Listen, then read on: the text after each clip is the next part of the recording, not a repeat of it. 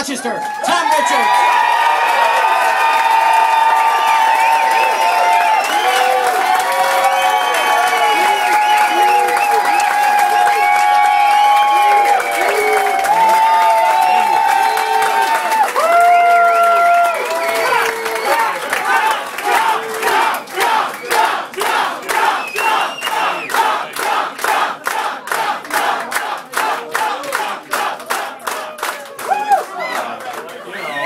Thank you very much. You know, I may be new at this, but you must admit, over the last couple of months, I've made this interesting. Yeah,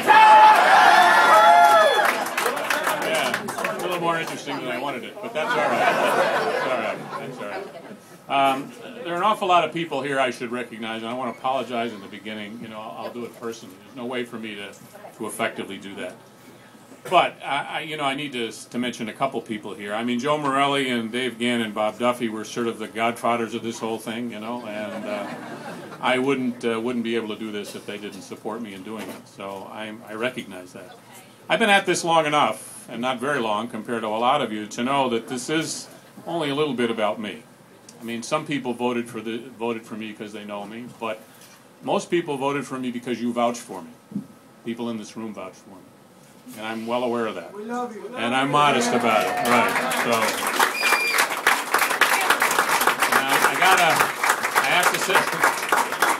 I have to also say something about Nicole Malik, who was the campaign manager in this whole thing. She is, as you know, the Polish Falcon, and she's tough. She's tough. But in her own gentle way, she's kept me doing what I'm supposed to do. My wife Betty, who's out in the crowd here, she doesn't. She's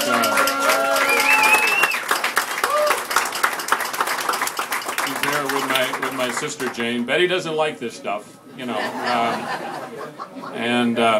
You know, one of the things that happens to you, I was thinking about this the other day. One of the things that happens to you when you get into these political things, which I wasn't planning on, is, you know, a lot of your past gets laid bare. You know that business about all the money I got from RG? And I actually told Betty about that.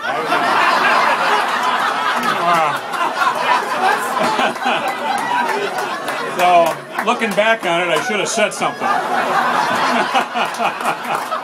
No, believe me, I told her. Believe me, I told her. I'm just kidding about that.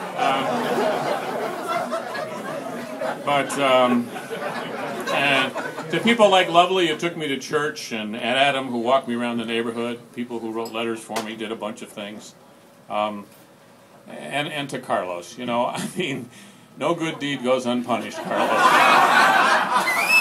And I am so personally lucky that he was there.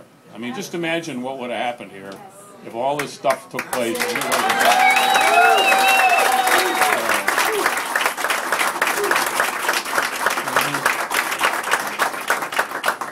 I think probably what did it for me today is I took my grandson, Henry, to vote with me, and he voted, and he proved that a chocolate cupcake is better than being interviewed by the press. And it did work that way.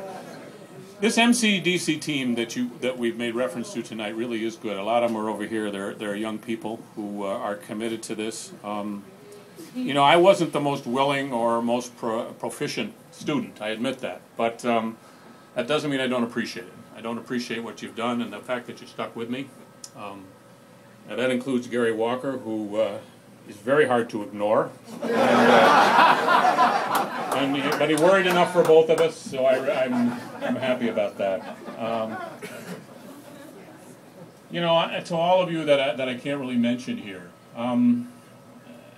like me, you're obviously believers in this place. You know, you obviously are believers in this place, or you wouldn't do this. This particular job has very little to offer. I can't make you famous. I could make you the ambassador of Brockport. That's about what I can do for you. But I can offer you some hard work and some hope, you know, and things like that. But I mean, you obviously believe in this, you know, and that's very reassuring, I think. It was very reassuring to me. One little thing about the campaign, and I'm nobody's expert on this kind of thing, but here's something that I believed when I went in, and I believe now. It matters how you do it. It does matter how you do it. You know, because